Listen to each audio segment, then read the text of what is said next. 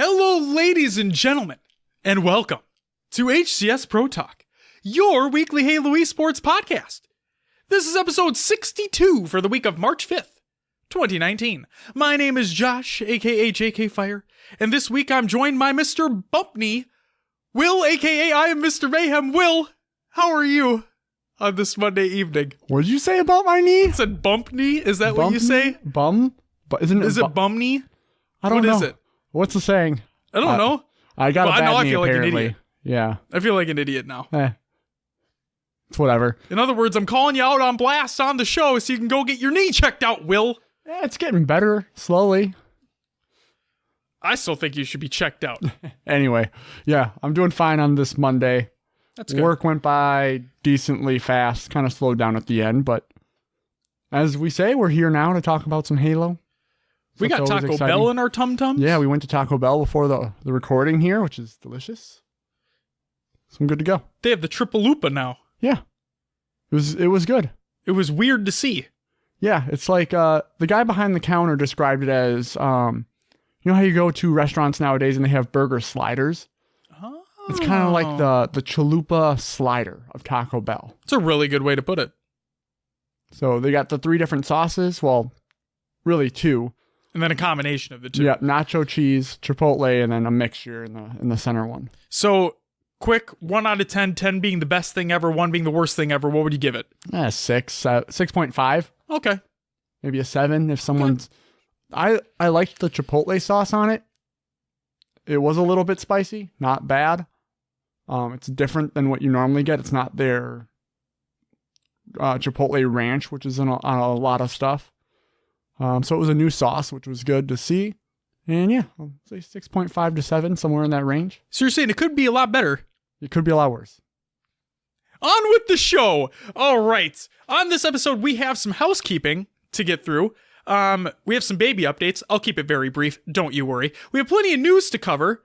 We have a lot of tournament recaps, including the finals of the inaugural Halo Draft League season. Stay tuned for that.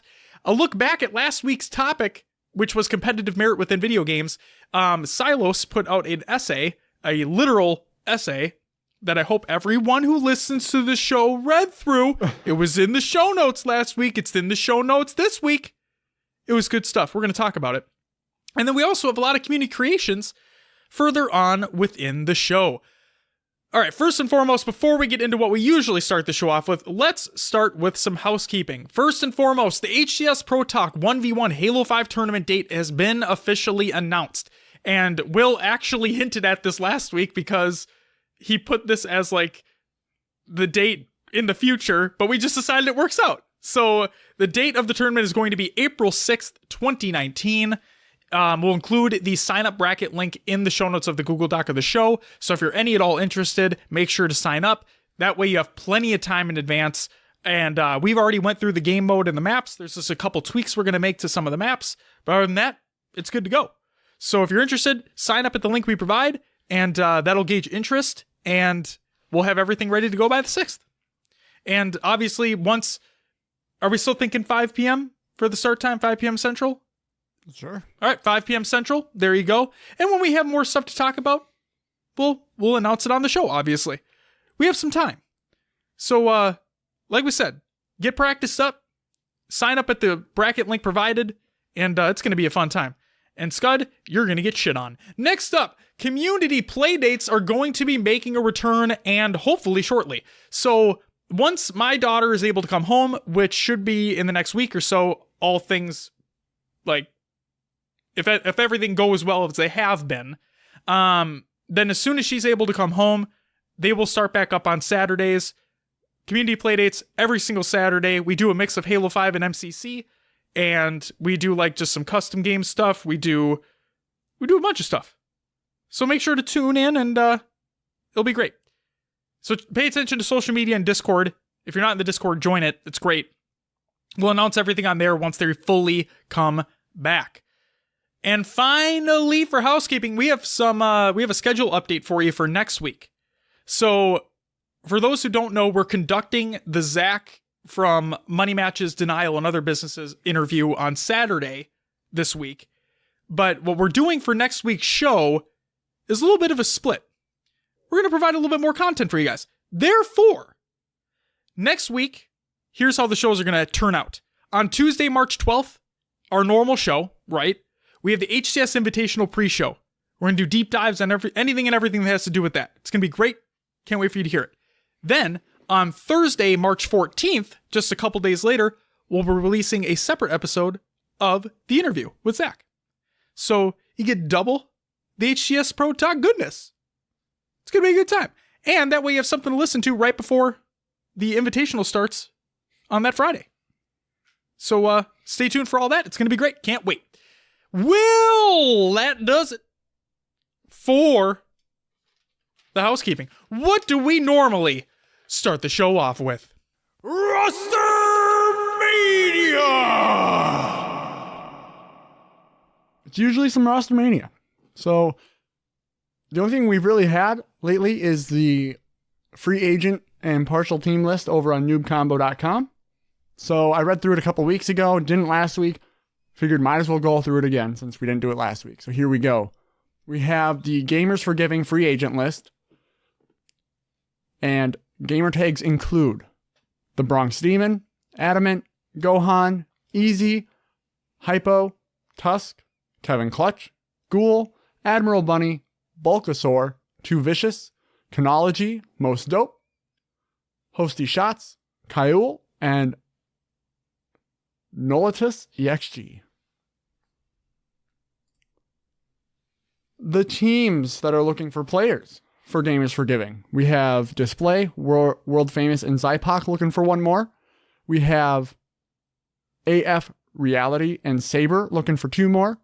We have Slow G and Struggler looking for two more. And Klepto and Revamp looking for two more. The DreamHack Dallas free agent list includes the OG Killa, Jay Weezy, Gohan, Coco the Janitor, Galloping Elk as a coach, Easy, King Abyss, Exile, Sterling, Crewman 12, Assertive, Deadlie, Hypo, Trunks, Tusk, Protein, Slurshot, Poseidon's BR, Cool Ranch Senpai, Joy Slays, Quicksilver, Bulkasaur, Exocide, Venom, Adane, Elvistico, Gunstrafe, Chronology, Senshi, Most Dope, Hosty Shots, and Kaiul.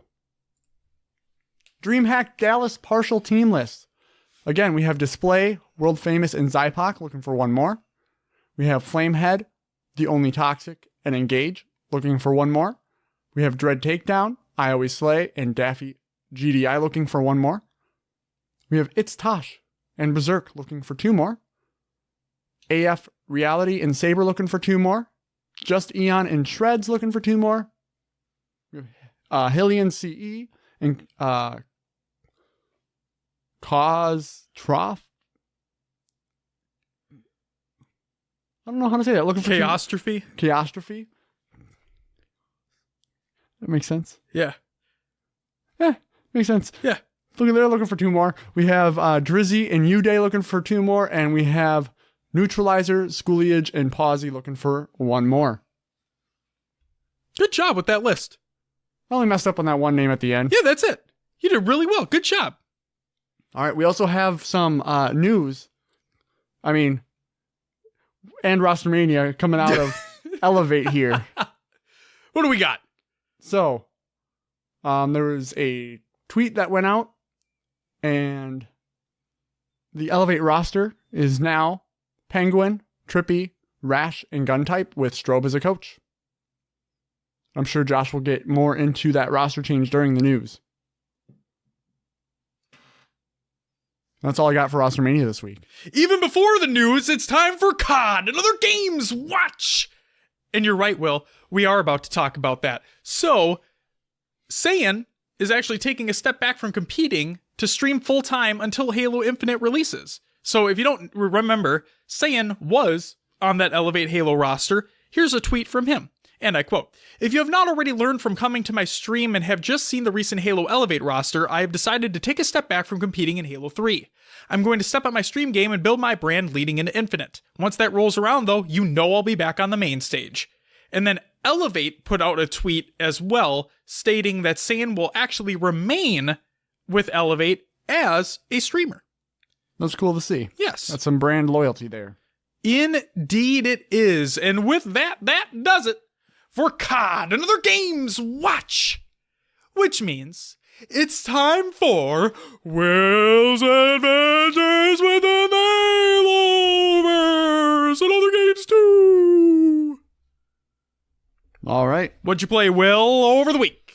Well, I was only able to play games on Saturday and Sunday. Okay. So Saturday night, got on with some friends. Did I play Saturday? I did not play Saturday. I played Friday night. Okay. Friday night. My days are starting to blur together. It's oh my okay, God. I understand. Friday night, hopped on with a buddy. He wanted to play some PUBG because that's his OG classic game, which got him into PC gaming. So we hopped on. I found out really quick that a lot of people, or let's just say the people that still remain in that game, are really good at the game. You're playing on PC. Playing on PC. Yep. Okay. So me coming back to it after not playing it for so long, I sucked. And I figured it's Friday night. I'm hanging with some friends. Why not take a few drinks while playing? End up playing some drunk PUBG. And I think it improved my gameplay. Yeah? Because, like, it's almost like I didn't think as much. And I just played. I didn't overanalyze. I feel like sleep deprivation does that for me in Halo. Really? So yeah, the more sleep deprived I am, the better I do at Halo. Just because you're not overthinking things? Exactly. Just going in there going for those kills, man. So yeah, we didn't win a single game, but did you have fun? Yeah, we had fun That's playing all with that each other. matters. We got close at the end a few times. Sure. But yeah, that game's like super sweaty now. Like before you could have fun and mess around, and now Sure. It's like, no, it's not happening. There used to be so many funny like chat moments because it has proximity chat. Yeah. So you could like mess around with people or just be like, yo, dude, don't kill me. I don't have a gun. And they'd be like, oh, okay. And they'd run away and kill you later. But they'd kill me later. I'd be hiding in the bathtub. yeah, no, that was good. And then played another 10 hours of Sea of Thieves yesterday. Yeah, Dom was telling me about that at work today. So they have a kind of like Halo's doing. With the SR-152? Yep. So if you reach Pirate Legend, which is rank 50 in all 3 factions, yep, you get a little bonus item coming up. Woo! So you don't know what that is yet, right? Nope. Okay. They have not announced. Okay. So yeah, I'm going for it. I mean, why not? I basically have to gain like 2 levels a day. Not even, like 1.5 levels a day in each faction. And if I can get on during the weekends and, boost that up a lot, I think I can get it done. Awesome. So, well, good luck to you. Yeah, it's really going to depend on what you run into or what I run into while I'm out there. It sucks playing solo sometimes, but sure. If I don't have friends on, what are you going to do? Yep. You can join their, they have matchmaking, but when you get randos on a ship that can't communicate, not everyone has a mic. Right. You don't know what you're going to get into. Yep. Yeah. I ran into a group of French people the other day. Oh. I was just like, I don't know see you guys. They didn't have a quest down. They didn't have anything going. They were just sailing. I'm like, what's happening? And then couldn't communicate. They're enjoying their time on the open sea. I guess, yeah, they were. So, yeah, left that. But yeah, we had a full server alliance going. That's what he was telling me, yeah. Until another brig finally popped up and they wouldn't join us. But they left us alone, which was nice. Sure. One of the galleons that was in our alliance gave everyone Athena quests to do. Heard that too. So that was pretty awesome. I know there is is it an achievement or you get accommodations for buying X amount of Athena quests? So I think that's what he was doing. Okay. Was just, he had the gold because buy it, lay it down, and it doesn't matter if you complete it or not, just as long as you were the one to purchase it. Sure. You get that accommodation. So I think that's what he was working on, and we got profit out of it. So you say you made a server-side alliance, Will. Yeah. I remember some weeks ago, Will, and you were talking about how some of the fun in the game is going up against other people. Yep. Now you're not doing that. Let's put it this way. You're trying to get rank up in factions. I'm trying to get ranked up fast. I understand. Normally, I'm the type that would like to PvP. But aren't they coming out with that? Yeah, they're coming out with an arena mode. Yeah. Which is going to be exciting. Yeah. They are also I would have more fun PvPing if I had like a full set of 4 friends to get on a galleon. Totally because makes sense. As a sloop you have 1 cannon on each side. If you have go up against a full galleon or at least a brig that has they have 2 or 3 on each side. Yeah. They can just wreck you easily. And then they have that extra person to board your ship. Mm-hmm. But yeah, no. It was fun because we initiated the alliance. Like I was the one pulling out the megaphone and yelling, "Hey, we just want an alliance. Don't shoot us. Leave us alone." Like we're just trying to get this going so that we can. The first guy we ran into was actually trying to rank up his merchant alliance, which was nice because and he was a solo guy. So really he had no choice. It was either, "Hey, you want to join with us or we're probably going to sink you right here." Sure. But he was really cool guy. And then we ran into another ship, another sloop with 2 people on it. So it was 3 sloops rolling together across the sea, which was actually looked pretty cool. Then we ran into the brig and then the galleon. And yeah, everyone was just working on ranking up, and it was really cool to see like no one was toxic about it. Sometimes you run into people who alliance with you. They'll get you'll go turn in your stuff and then they'll leave the alliance, then turn in without giving you the rep back. Kind of sucks sometimes. Sure. But yeah, no, it was cool just to see people working together to get something done. And it wasn't like no one was like too prideful to go help someone else, you know? Yep. Like, no, I'm not going to help you because I'm doing my own thing. Everyone just wanted to work together to get this done. Good stuff. So yeah, that's all I played. PUBG and Sea of Thieves. I need to hop back on more Halo. We got a tournament coming up. Yep. Luckily hopefully I'll have more time for that as soon as Linnea is able to come home. I, along with you, only played a couple games as well over the week. So I've been at the hospital for the majority. Here's where the baby talk comes in. Again, I'll keep it brief. I've been at the hospital a majority of, and I'm going to remain at the hospital for the majority of the time until Linnea is able to come home. But while she's been in the NICU, I have my Switch with me. So I've actually been playing a lot of The Legend of Zelda Breath of the Wild, talked about it last week. And what I'm doing is, so I know a lot of that game is like exploration, right? And finding things on your own and discovering things. With me, I like a little bit more structure, okay? I appreciate the ability to go out and do whatever the hell I want, but I do like structure in my games as well. So like linearity, I guess you could say. So I have the guide as well, and I have it sitting next to me. And then what I do is, kind of like I would with an Assassin's Creed or a Far Cry or something like that, I would bring up the map of that area that I'm in. Because there are towers in Breath of the Wild which uncover areas of the map. It doesn't show you where things are, it just uncovers it, right? So what I'll do is I'll look at that area of the map in relation to the main quest that I'm on, right? And I'll do things that are in that portion of the map. So I'll go to the shrines that are on that side. I'll get the Korok seeds that are on that side. So on and so forth. So it feels like I'm making continual progression. Yeah, so it's kind of like I'm checking those boxes. You know what I mean? Yep. So yes, I'm missing out on some of that discoverability, but to be completely honest with you, I'm having more fun with this more structure that I'm having. I like structure. So I'm playing a lot of that. It's good stuff. My Switch is getting a lot more use in handheld mode. I can tell you that much. And then I played a little bit of Anthem because so while Linnea's in the NICU, what I'm doing is I come home at night, right? I spend the night at my house, and then I drop Natana off at the hospital on my way to work. I go to work. She's on maternity leave, so she doesn't have to worry about it. So I go to work. I go to the hospital after work, hang out a little bit, see my daughter, see my wife. Then my wife and I will both go home together. We sleep at home. Then the routine continues, right? So the other night while I was at home, decided I want to play a game like on my TV or on my computer. I just want to sit down and play something because I haven't in a while. Played a couple missions in Anthem.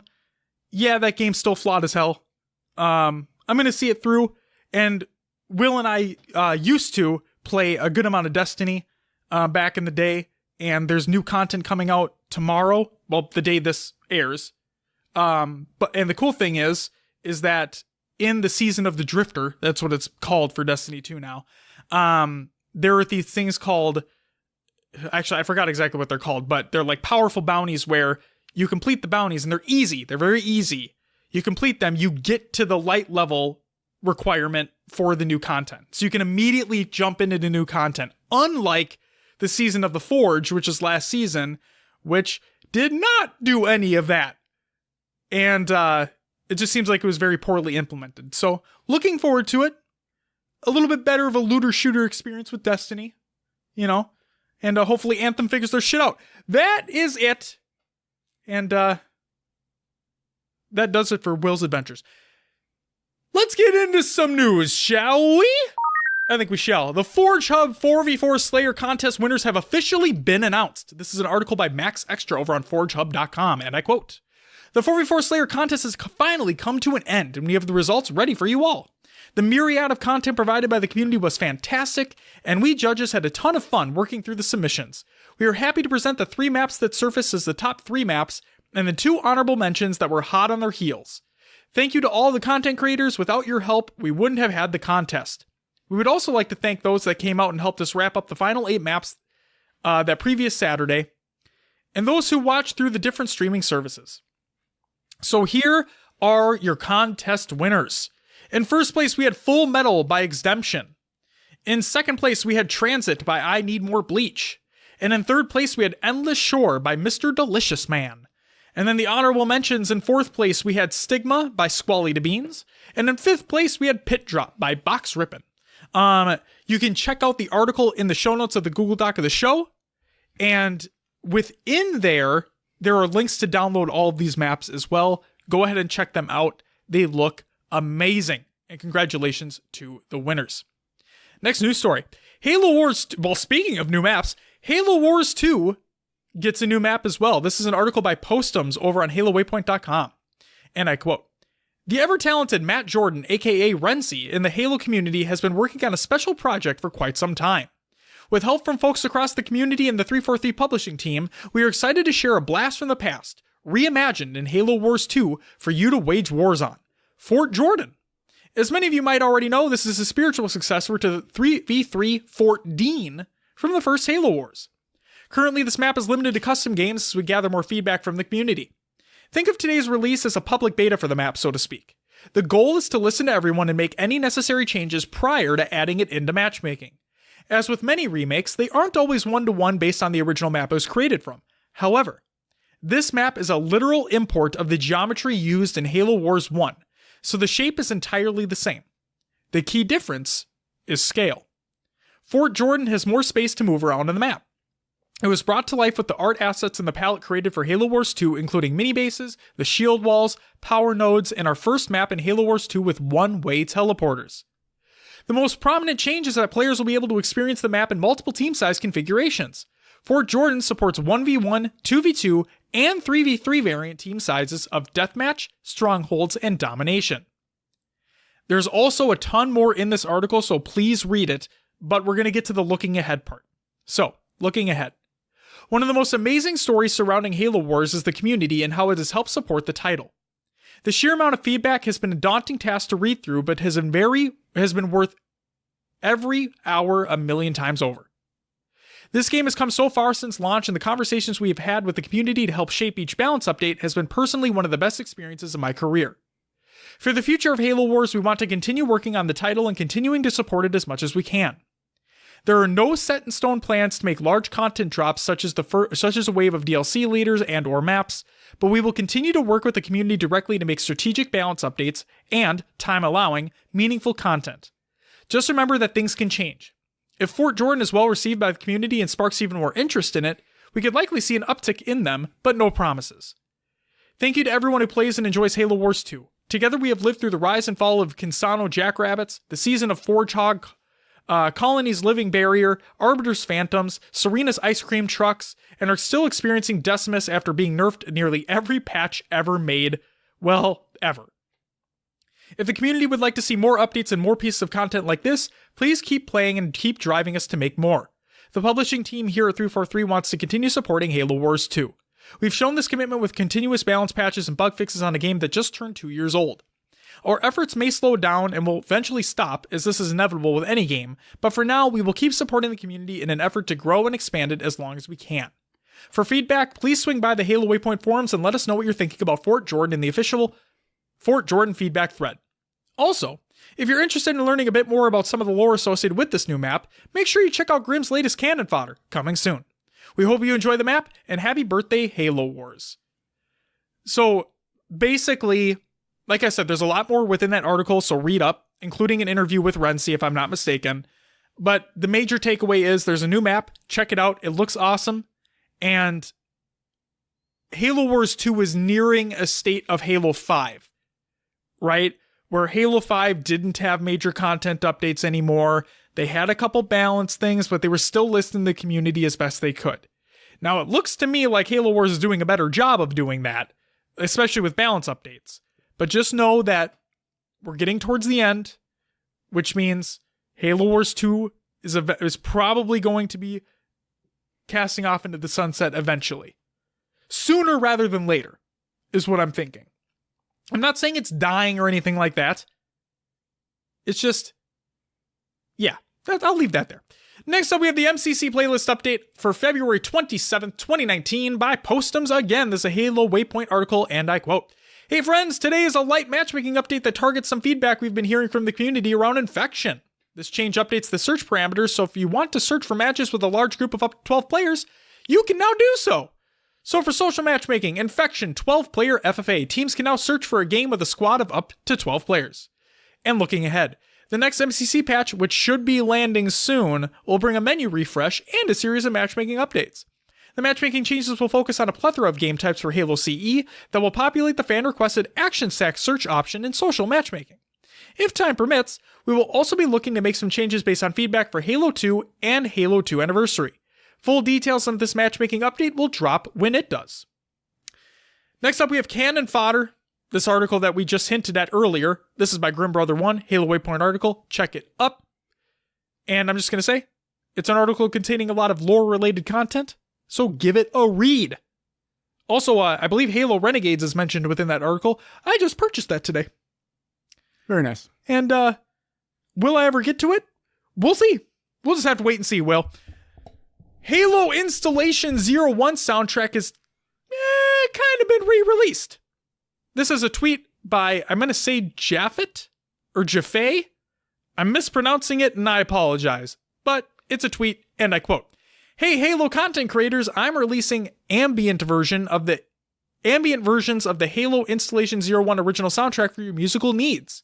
These versions are more Halo-like and did few changes in the arrangement to make them less bombastic. Retweets are appreciated." Next up, Robbie. Oh, I almost said Roby.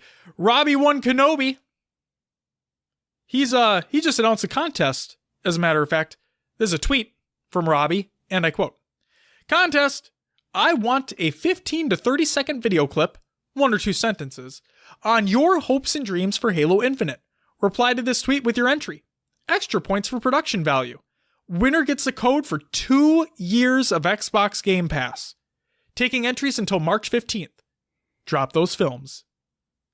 So go ahead and check that out. Check that tweet out. Make yourself a video, post it, and hopefully you can win 2 years of Game Pass. That's pretty crazy. That's a lot of moolah. Not bad. If you're paying for a year of Game Pass, that's $10 a month. That's $120 a year. Yeah. Now, I know they have deals for it, like for a year, but it's a lot of money. And the final piece of regular news, Ubernick wants to know what you want in day 1 of Halo Infinite. It's a tweet from Ubernick that states, "What is something you think is a day 1 requirement for Halo Infinite? It has gained a lot of traction. Leave your replies to that tweet. It's a great thread. A lot of good stuff." That's it for some regular news. How about some competitive news? Let's get into it. The HCS Invitational stream schedule has been posted by Moses. Moses, we love you. You do this every time for every event. We wouldn't know what we'd do without you. Check it out. Check out the tweet. Every time zone is listed. At least I think every time zone's listed. I don't know every time zone.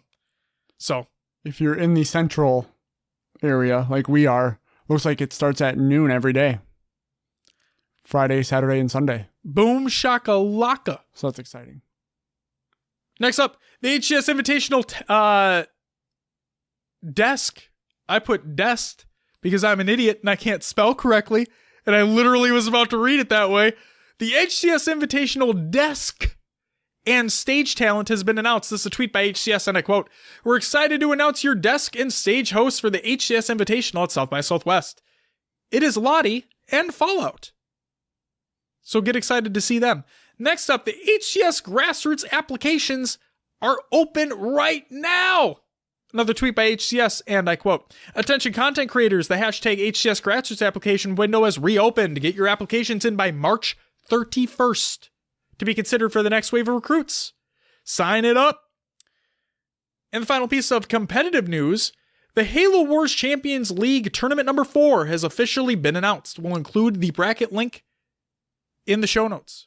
Check it out if you're interested in competing. But Will and everyone listening, that's not all. Because guess what? We actually had a little piece of news come in as we're recording the show. So, let me get it up real quick. Another tweet by HCS, and I quote, "Announcing the first duo that will be calling the action at the HCS Invitational at South by Southwest, Onset and Bravo." Let's go. So there you go. Little bit of some breaking news. All right. And something I included in here because I didn't know where these like kind of eased into other news segments. We're including just an other type of news here. Just a few things to hit on. So first, for those who don't remember who he is, Will, I'll ask you as well. Do you know who Don Matrick is? Does that name ring a bell to you? It sounds familiar to me, but I can't place it, to be honest. So Don Matrick actually used to be the head of Xbox. Okay, so Okay. Phil Spencer currently is. Yep. Great. He's amazing, right? Don Matrick used to be. And it's significant because he used to be the head of Xbox around the time the Xbox One got announced. Okay? Remember that whole debacle with the always online Xbox? Okay? So here's a tweet by, is it Seamus or Seamus? There's no H. I would say Seamus? Seamus or Samus? Either way, I'm going to get it wrong. I'm sorry. Last name Blackley.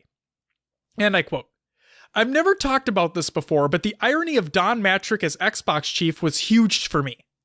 When I first came to EA Canada to present the idea of a Microsoft console, he nearly blocked me from addressing the company because he didn't believe it was possible. It was tense." Okay, so the reason why I included this tweet is because it like brought back a breath of like just nostalgia, we'll say. And not good nostalgia. This is bad nostalgia. So, Will, when the Xbox One was originally announced, right? Mm-hmm. Don Matrick was the head of Xbox. They touted the Xbox One as being the all-in-one Xbox One, all-in-one entertainment system for your living room. Correct. Okay? Yep. You had your sports, you had your TV, and you had your video games at like the last bullet point, basically. Okay? Kinect was a huge thing, huge selling point for it, whatever, right? Don Matrick, he was touting how the Xbox One was going to be fully online and you would not be purchasing physical media. It would all be downloaded and installed on your console. Okay? Which means if you didn't have an online connection, you could not play your games. Yes, I remember this being a thing. Yep. And there was a very specific quote that Don Matrick stated that kind of got a lot of people frustrated. Okay? Understandably so. Now, this isn't like a one-to-one quote, but hear me out. Don Matrick stated, "If you don't have an internet connection, we have a console for you. It's called an Xbox 360. Okay? He said that. He said that to people. Lo and behold, Don Matrick is then no longer the head of Xbox. Phil Spencer comes in and he's like, "Nah, fuck all that shit that we just said. We're coming out with a console that everyone's gonna want. We're having the disk drive. You can purchase physical media. You can share things with people. You don't need to worry about that shit. And it's not all about TV and sports anymore. Oh, that Kinect? Bye. See you later. I mean, the Kinect is doing great things in the medical world right now, and that's fantastic. But in terms of games, there's no fucking point in having it anymore. I think so the PlayStation has the PlayStation camera with the Move controllers. Yeah. And the Xbox had the Kinect. I think that was because the Wii was gaining traction at first. Yeah. And it was good for some things. Yep. I still hold a high score at my friend's house in Just Dance. Nice. Three, I think. Oh, Jesus. Okay. Yeah. Going way back on the Wii. What song? Do you remember? Oh, God, I don't know. No? Okay. Well. It was a very, I know you, spun around in circles a little bit. It was fun. Well, spinning in circles. I guess so. But yeah, no, I think they kind of jumped on that wave while it was out. Sure. Now you see it kind of diminishing. Well, you definitely see it diminishing. Although the PlayStation camera and the Move controllers are now used in their VR. Yes. So they repurposed. Yes. The Kinect, I don't know, does it have a repurpose on the Xbox? On the Xbox, no. In the medical world, yes. Yes. Because they made it so you can use it on a PC. Right. Yep, they came out with a Kinect, I think, with just a USB connection. You can use it on a PC, which is huge, right? And the big thing was, so the Kinect came out on the 360 first, right? And it was new technology at the time for Microsoft, not for Nintendo, but for Microsoft. And it was a much more advanced technology at the time. Okay. Yes, we had the memes of Kinectimals and the avatars at E3 where the dude was trying to show his shoe. He's like, bam! And it's just twerking and shit. It's yeah. So, besides the point, there was a lot of cool technology in the sensor at the time. Then when the Xbox One was announced, I was one of the people that were like, yeah, I don't need Kinect. I wish they did come out with a version of the Xbox One without Kinect. For those who don't remember, the Xbox One came out and it was $499.99, and Kinect was mandatory. It was in the box. Okay, so basically you were paying $100 for Kinect, because then they came out with a rendition of the Xbox One very shortly thereafter, without a Kinect for $399.99. So, and then it just drastically price dropped from there. But at the time, that new Kinect was even more technologically advanced, right? It was able to discern just more features of the body in general. And when it worked, it was cool. But that's the problem, is that it didn't work all the time. So, yeah, in other words, all I want to say is, Don Matrick, thank God you're not anywhere near the Microsoft brand anymore, and good riddance. That's where I'll leave that. Next up, how about we talk about a little bit of a tweet that's been going around in regards to Snipe Down's controller life. This blew up too. This was huge. This is really funny, actually. So this is a tweet from Snipe Down. Well, a series of tweets, and I quote, "I post videos of me dominating on Apex, and a lot of the time, the first comments are, it's not on PC, or why am I using a controller? Listen up. I've got 15 years on a controller and 10 years of competitive gaming under my belt. I know the advantages and disadvantages of both, but I'll take my brain and thought process over looking a bit quicker and snapping onto people. It's a preference, and if me beating the majority of PC players with a controller upsets you, then that's your own insecurities about seeing someone do well on a device you consider inferior. You got players like Aiden and Nick Merckx who already proved it on a game I consider much more challenging on a controller, so I'll gladly take on that challenge as well." For those who don't remember, I actually talked about using a controller on Apex Legends on PC as well a couple weeks ago. And like I said then, it's all about what I'm more comfortable with. And I can shit on PC players with a mouse and keyboard while I play on a controller. It's a fact. It's a plain and simple fact. Will I be able to beat the top maybe 10% of PC players? No. Absolutely not. That's not even a competition. They'll shit on me any day of the week. Even if I was good on mouse and keyboard, they'd still shit on me. The fact of the matter is, since I'm more comfortable with a controller, since Snipe Down is more comfortable with a controller, he feels more confident in his shots. I feel more confident in my shots, and we play better. We just play better because of it. Will, do you have anything to say? No, there's always been that conversation of, PC, you have the better, 144 hertz, and you got all this, you can aim quicker with the mouse and keyboard. But what it really comes down to is comfortability. like you said, there's those top tier players who you're never gonna, like, you wouldn't be able to beat anyway if you had mouse and keyboard. No, I completely agree. You play what you want to play on. Doesn't matter to me. I'm still struggling on mouse and keyboard and controller, so. You'll get there. You'll get there, Will. And then just the last couple pieces of other news here. We have 2 Bonnie Ross interviews, and they're both very important for slightly different reasons. So the first one is from IGN, How Bonnie Ross is Shaping the Future of Halo. This is an episode of IGN Unfiltered number 39. You can check out the YouTube video in the show notes of the Google Doc of the show. The reason why this is in the other news portion is because they don't just talk about Bonnie Ross and Halo. They talk about her upbringing into that role that she's in currently at 343. Okay? And then the next one is actually a 60 Minutes interview with Bonnie Ross as well in regards to her work with STEM. So please check. It's about like women in the workforce, right? And women in more technological roles, and just it's very empowering. Both are great interviews. Check them both out. And yeah, that's that. Will, that's it. That's it for the news? That's all I got for the news. Can you tell us about some tournaments that happened in the scene, please? All right, here we go. Let's start off with the UGC Halo CE Double Down Week 2 results.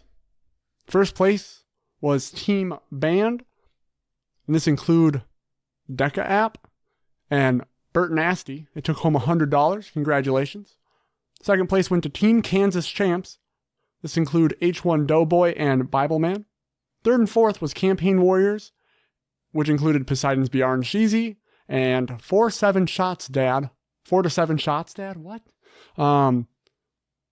Which included Mazer. It looks like Mazer Mice and Go Vi. Well, these names, man. These names. Go Vru. Are you talking about 4-7 Shots Dad? Yeah. Got any idea, Josh? You want to help out with that one? I don't care about the GC, but it's Virus. Virus. Okay. Yep. Sounds good. That's it. 5th through 7th, we have Hit the Switch, which is Ghoul and Hydropic. We have Swell Fellas. I got it. This is a Notorious and Naps. And we have Ego Trippin', which is BX Soldier and Hurley. So let's go through the UG. Oh, wait. Bracket will be included in the show notes. There you go. Next up, we have the UGC Halo 2 Sanctuary Cup Week 1 results. And here we go. First place taking home $100 was, does trading still exist? This team included Driven, Wild, Redshot, and Reaver. Second place, we had Highly Defined, which was Buckaw, WOGG, Woog.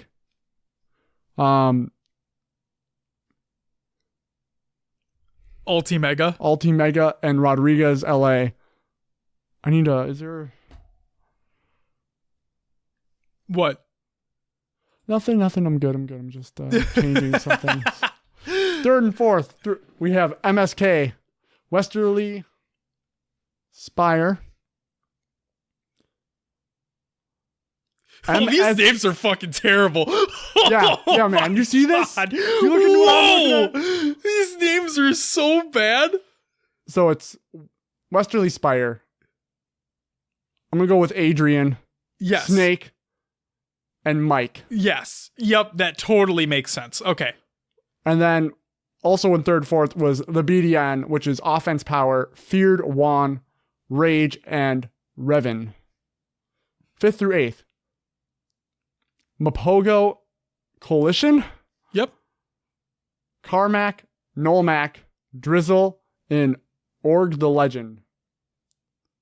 Next was Nostalgia 2, I Am LAK, Metal Gyarados, Hyphae, and Nostalgic Sniper. Next we have Keep It Clean, Befuddled Hook 3, Goose 22, Delubers, and Randy Hull. And last, in the 5th to 8th range, H2PC Real Ones, The Movement, Slips, Zilge TX, and Monster Spanx. 9th through 12th, we had Emerge, which is Linoxide, Nightmare, Fatal Flaws, and Snipetaneous. Wascally Wabbits, a beautiful name. It's a great name. Included a Well Times Brute, Zycane, Gorgasm, and a Lens of Truth. Next was Project Cartographer is greater than MCC.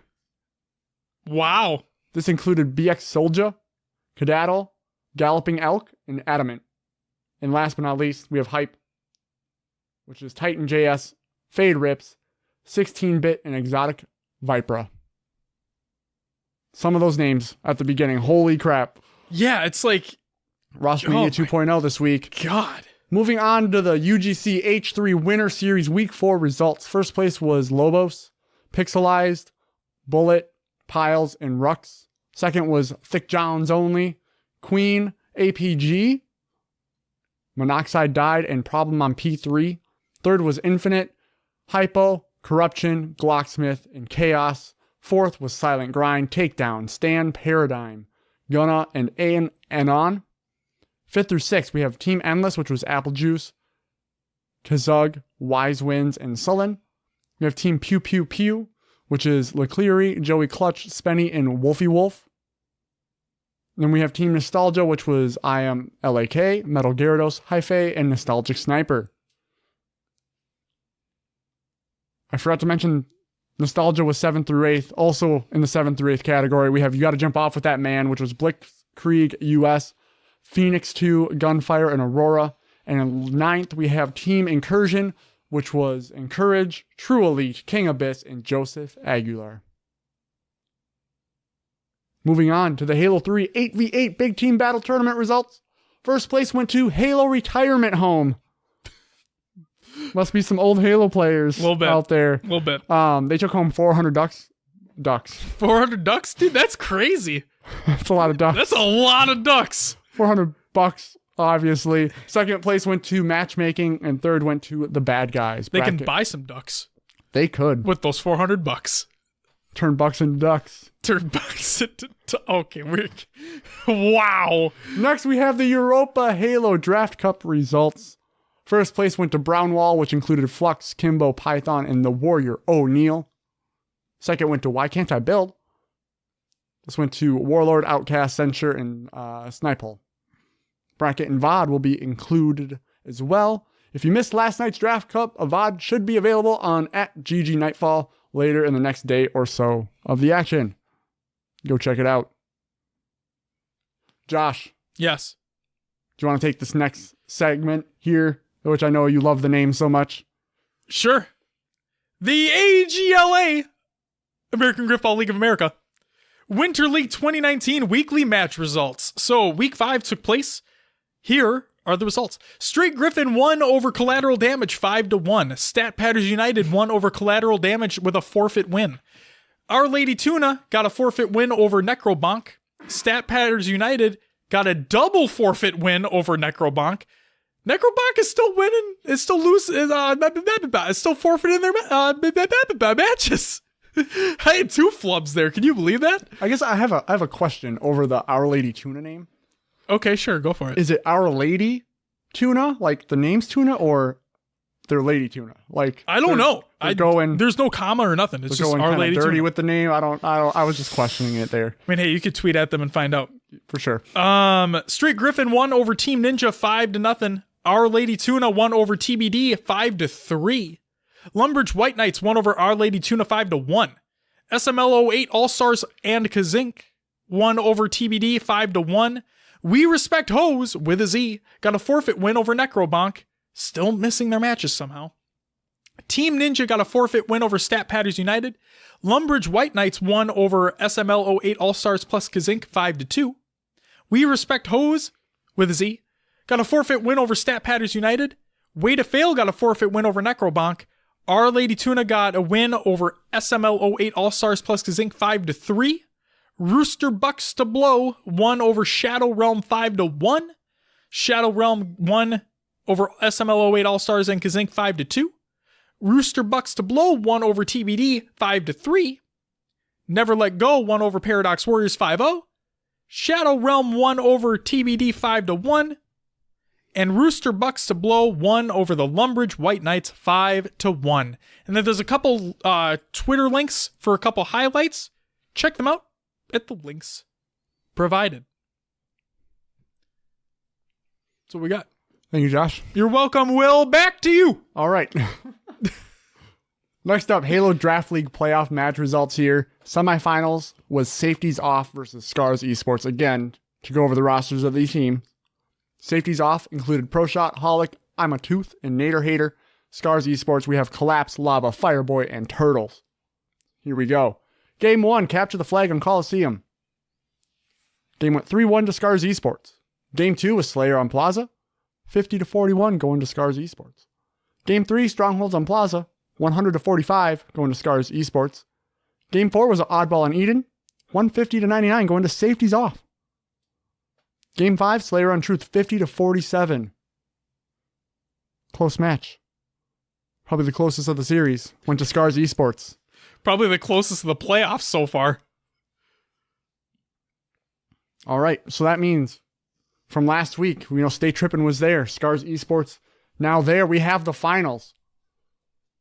Again, rosters. Stay Trippin' included LD50, Benji, Floppy, and Nathan Bacon. And again, Scars was Collapse, Lava, Fireboy, and Furiously. Scars had a switch. You see that? They changed out. Turtles is out. Furiously is in. Yes. Yep. That's why we included them there. Here we go. Game 1, Capture the Flag on Refuge. 1-0 going to Scars Esports. One to time. Game 2, Slayer on Coliseum. 50-48 going to Scars Esports. So close. So close. Game 3, Strongholds on Plaza. 100-45. Scars Esports. Game 4, Oddball on Eden. 150-145 going to Stay Trippin'. Game 5, Slayer on Plaza. 50-38 going to Stay Trippin'. We have a series. We do. Game 6, Capture the Flag on Coliseum. Unfortunately, that series ends in a 3-0 going to Scars Esports. We don't have a series anymore. Scars takes the final 4-2. We do have the Twitch VODs available for you guys in the show notes. And the Halo Draft League also tweeted, donations open. They're now accepting donations in order to grow their prize pool and infrastructure. Support us at paypal.me/the HDL. All financial transactions for the donations will be fully audible by our community. They're big on transparency. They finish it off, #transparency, obviously. And they say thank you all for the support. So if you're looking to support the Halo Draft League, this is one way you can definitely do it. Season 2 is going to be starting up real soon. We'll be talking about it a lot when the full details are announced. Do they accept platinum players? I'm pretty sure. I'm like damn near guaranteed if you put yourself in there. You find someone to play with. Yeah. I'm guaranteed. Maybe when things settle down, hockey season's over. There you go. Looking to play some Halo 5. There you go. Competitively. Yeah. No less. Maybe learn some things. We'll actually start talking about Halo again in Will's Adventures Within the Haloverse. Hey, we got to sit down and play through 4 and 5. We do. I know you're busy, obviously. We've talked about it. A little bit. Well, just a little bit. Yeah, just a little. So it'll come around. I'm excited to play through 4 with you, though. I am. Okay. Yeah, I want to. I want to play through 4. We'll get it done. We will. All right. Moving on. We have a little revisit of our topic from last week. So competitive merit in games. Yes. We said we'd go over Silos' essay. Which it was a literal essay with references and everything. Yep. He went hard on that thing. He did. He did indeed. And if there's one thing that I know about Silos, he loves Halo 1. No, I'm just kidding. We read through the entire essay. There were a lot of great points throughout the entire thing. It was so there was a reference between Halo and Call of Duty, specifically Halo 3 and Call of Duty Modern Warfare 2, right? And the competitive nature between both of those games. And then there was a comparison between Halo 1 and Halo 3, There was another comparison between Halo 3 and Halo 4. And realistically, it's after reading through it, yeah, Silos, I basically agree with you that Halo 1 is a very... To me, the basis of the essay that you provided was the 3 aspects that make a game competitive, right? And one of the major things was keeping it easy, like making it so there wasn't a lot of fluff, not a lot of extra stuff that's not needed to make the game competitive, right? And realistically, yeah, Halo 1 is a bare bones, but not for the sake of being bare bones competitive game, if that made any sense whatsoever, right? You need to rely on your aim, you need to rely on your weapon skill, and the grenades, as you talked about in your essay as well, play a pivotal role in knocking down power-ups, in gaining positioning, with the double melees and the fact that you talked about how you have to throw an extra grenade. There's a lot more than, to use like a Transformers quote, there's more than meets the eye, right? With Halo 1. In Halo 3, like competitive Halo 3, you have your BR, you know your positions on the map, and there you go. And maybe it's, when you were talking about spawns between Halo 1 and Halo 3, that's still something I'm going to contest. I think that the spawning is better in 3 in the fact that, yes, you have your zone that you were talking about where you spawn within your zone, and then when your teammates move up, that zone gets moved, so on and so forth. But I feel as though I'm not necessarily being spawn trapped as much as I would be in 1. Like in Halo 1, I felt like I could die immediately off spawn and be like, why the fuck did I not get an opportunity? And then it's like, well, either A, get better, or B, get better teammates. But why have that issue in the first place? Why not just give me an opportunity? Because when I spawn and I die immediately and I don't have that opportunity to do anything, like, that's not going to help me get better. There's nothing I can do in that scenario. At least within Halo 3, at least it feels to me as more often in Halo 3, when I spawn, I'm not getting spawn killed. There are areas that it happens, don't get me wrong, but I feel like it's far less frequent than within Halo 1. When making those direct comparisons between those two very specific games. And the Halo 3 against Halo 4, I feel as though you didn't need to make that comparison whatsoever, because everybody knows that Halo 4 is not a competitive game. It just didn't work. It simply did not work. But you did say that even if they did change some things, it more than likely wouldn't even work out anyway. And I agree. I don't think Halo 4 would work out in a competitive sense at all. Regardless. You also hit on the point that armor lock is shit, because armor lock is shit. And I agree. Armor lock is shit. Yeah. One thing he also hit on was how people view the competitive merit of a game based on if it's like Halo, where it's you get your starting weapon and you fight the other team on positioning, or if it's Call of Duty, where you have a specific role and loadout that you choose. Yeah. And I totally agree that it's, each game has its own competitive side. It really comes down to what you like to play and what you like to watch. Yep. When it comes to, esports, so to say. There also was the easy to play, hard to master. Like, both games could technically be easy to play. Halo's easy to get into. You just pick up a controller, you get your Xbox and you go and you jump into some arena. But if you don't spend the time to try to get better, you're never going to master it and rank up. You're just going to stay at that level. Yep. Counter-Strike, you can play against bots. Yeah. And you can set the difficulty of the bots, so you can make it easier for yourself there. Easy to learn, hard to master. League of Legends, Dota 2, Hearthstone. There's every competitive game out there can be easy to play. Can be very easy to jump into. But it is, like with the comparison to League of Legends and whatnot, there's so many different little intricacies to learn within that game that make that competitive. And he also hit on, do those intricacies actually add value to the game? And I think that in the term of like League of Legends and Dota 2, yes, because a lot of those things are part of the core gameplay, right? Yep. With oh man, what is it? With League, well,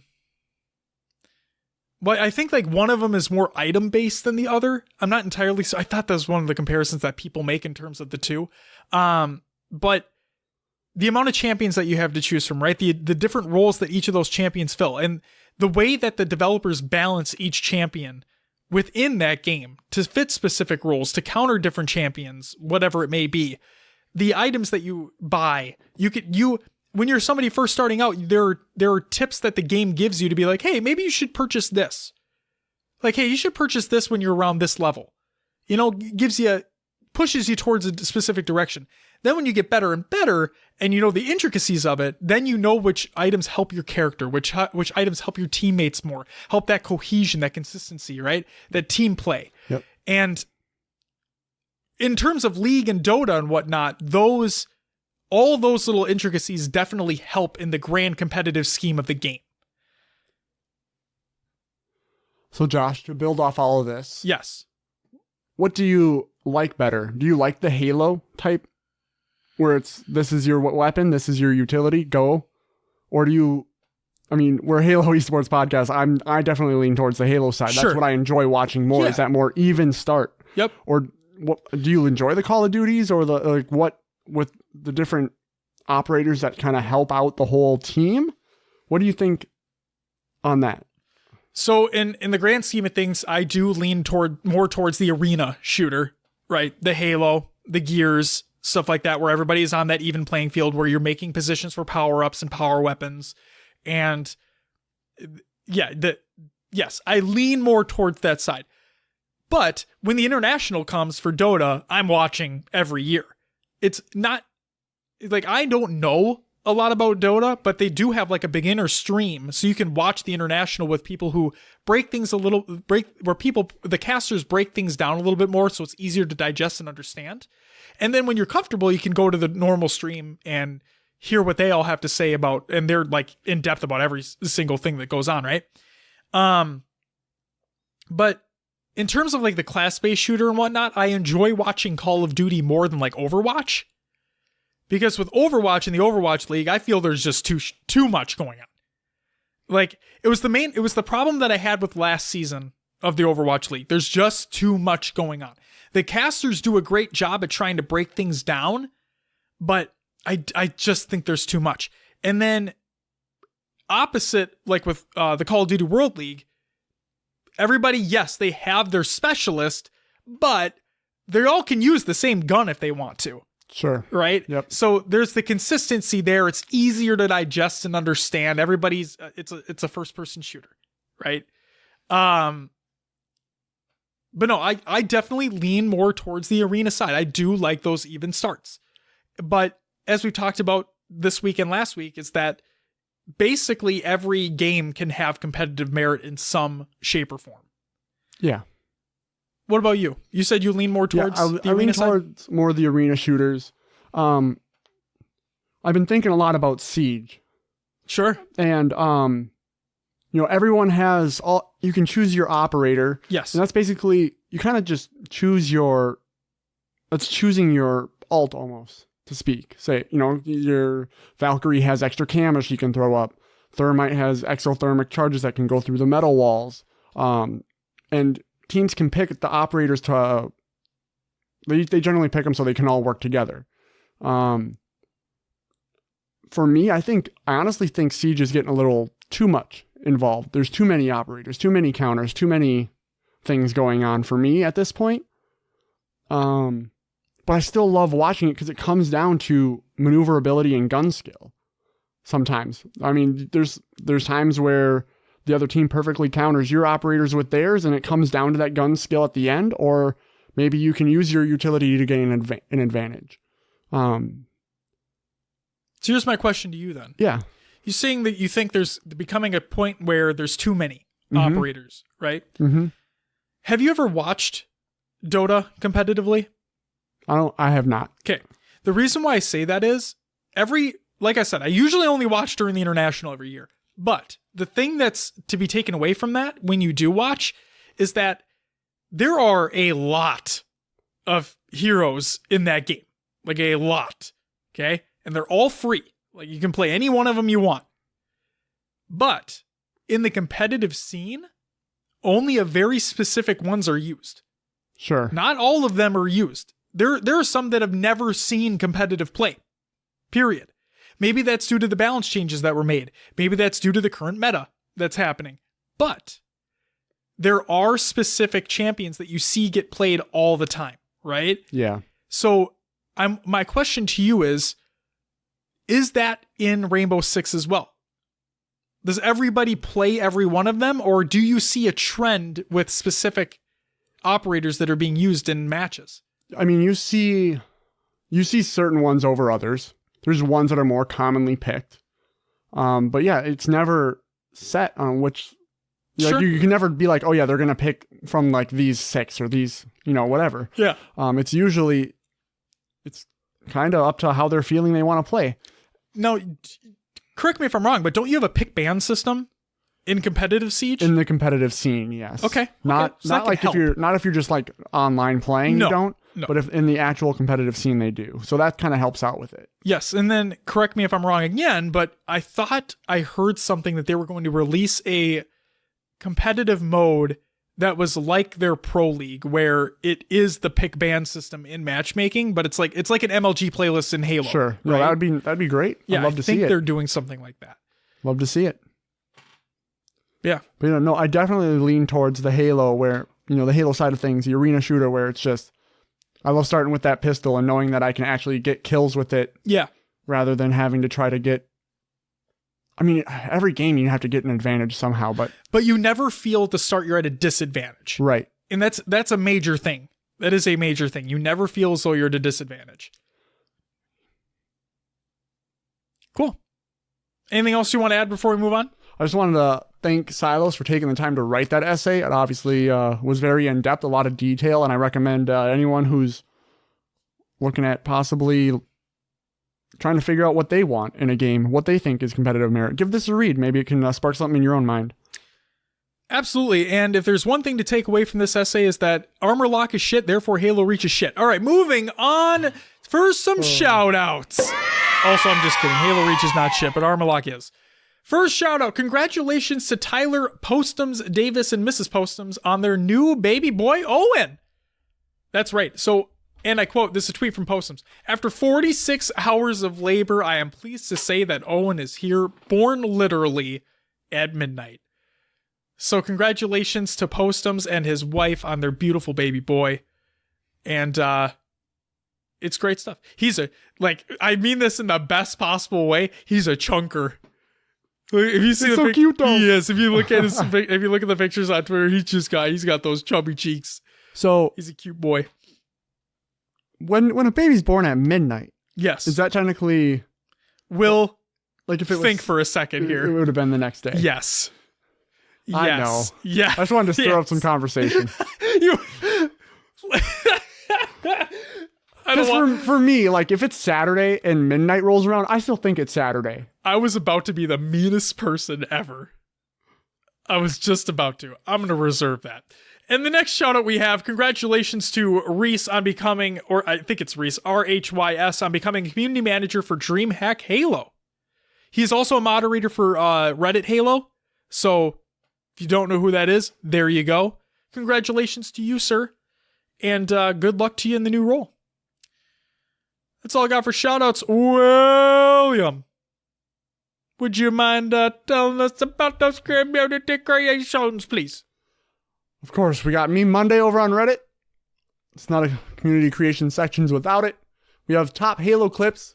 They announced their Week 6 winner. Here we go. Congratulations to Voleyes for being the winner of our Week 6 giveaway with over 50 likes, not 50,000, 50 likes and thousands of views and a 343 community spotlight shortly after we posted this clip. He's walking away with $25 Microsoft Store and well-deserved love. I think it's supposed to be store gift card. Sure. And keep submitting for Week 7. We have the Halo Community Spotlight by Snickerdoodle over on Halo Waypoint. Go check that out. We have the February Clip of the Month winner by Noob Combo and Matty Rums. Well, Matty Rums is Noob Combo. Yep. Clip of the Month contest for February has ended and our judge, Shyway, has chosen the victor. Congratulations, Clearly Me. Go check it out. It was an MCC trick jump video. It was. It was sick. Next up, we have the March Clip of the Month contest announced, again by Maddie Rum over at noobcombo.com. We are continuing our Clip of the Month contest now for the month of March. It's pretty self-explanatory. Each month, players will send their best clip, and at the end of the month, our guest judge will choose the one they like the best. Judges will be a different member of the Halo community and will change each month along with the game being featured. This month's judge is commentator and observer extraordinaire, Nighty Night. Here are the rules. Clip must be from Halo 5. Submission must be in the form of a URL from xboxdvr.com. To get that, head to www.xboxdvr.com, enter your gamer tag, select clips, choose a clip, copy and paste the URL. Prize will be one $25 USD Xbox gift card delivered in digital form. All clips must be entered by 3/24/19 and one submission per person. The winner will be announced on their site and social media accounts. On Instagram and Twitter, noobcombo.com, or noobcombo.com, sorry. Look for that at the end of the month. And on our show, when it's announced as well. Next up, we have Halo Balance Flow and Skill Components survey by Curtis. This individual reached out to us to have some input on his survey. And it looks like he is ultimately looking to send this to 343 once his results have been gathered. It's a little, it's an office survey. I haven't gone through it myself. Josh, have you looked at it? Yeah, it's very in-depth. And I think it's great that, we've talked about topics on previous shows, right? Like, what do we want to see in Infinite? What makes a game competitive? Like, what competitive stuff do you want to see within Halo Infinite? So on and so forth, right? But this takes a lot of those questions that we propose and it puts it all into one questionnaire, like one survey, right? And it breaks things down even further. So please go ahead and check that out. Fill out that survey, get those results in, and we'll see what the competitive community has to say here because there's a lot going on. All right. And last but not least, we have Scud Puddle releases a new song titled Breathe. It's over on SoundCloud. Check it out.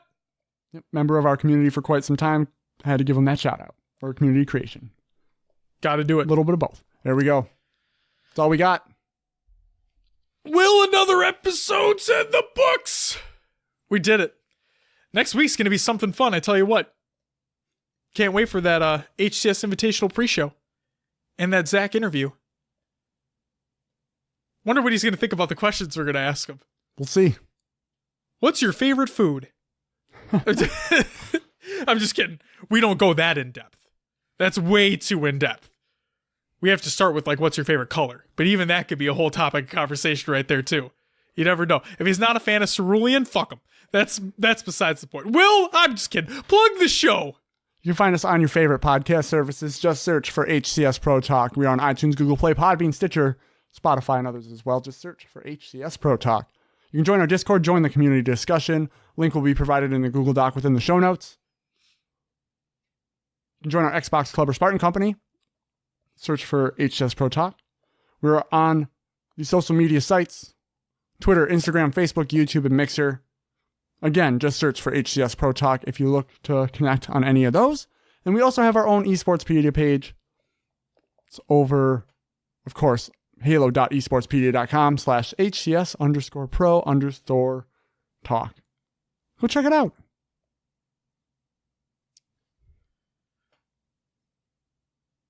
Josh? Oh, we have more news coming in last minute here. Breaking news, Will! This is a tweet from Nap Times.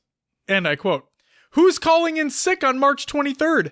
Meth Bear, in other words, Frazier, just added $500 to the prize pool. Professor's March Madness is now a $1,500 USD tourney. And what that is the SWAT Nation Halo 5 Professor's March Madness tournament." So yeah, that's the update. It's a $1,500 prize pool. It's going to be great. We can't wait to cover it. So if you're interested in some SWAT goodness, go check that out at SWAT Nation. That's all I got. Which means, ladies and gentlemen, that is going to do it for HCS Pro Talk for this week. We want to thank you very much for listening. And stay tuned next week where we have our HCS Invitational pre-show along with the Zach interview. Will, I'm excited. That's all I got to say. I'm going to go home and maybe play a little bit more Anthem. I'm going to see the wife. And that's what I'm going to do. What are you going to do tonight? I'm going to edit the show. I'm probably going to go to sleep. That's about it. Very anticlimactic. That's going to do it this week. We'll catch you next time. But until then, bye-bye.